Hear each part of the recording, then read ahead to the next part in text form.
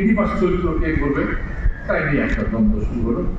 তার মানে শুরুতেই দ্বন্দ্ব, সংক্রান্তি শুরু হলো টেলিভিশন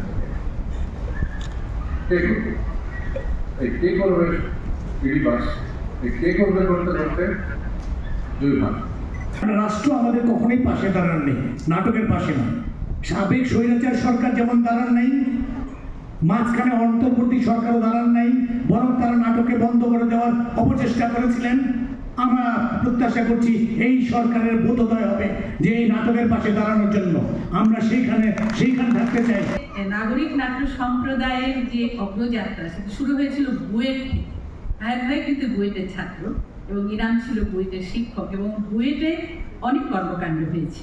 শুরুতে যেমন হয়েছে ইডিপাসের সময়, তেমনি যখন প্রথম প্রযোজনা বুড়ো শালিকের ঘাড়েরও, সেটাও হয়েছে বুয়েটে ইনামেরই বাসায়। এবং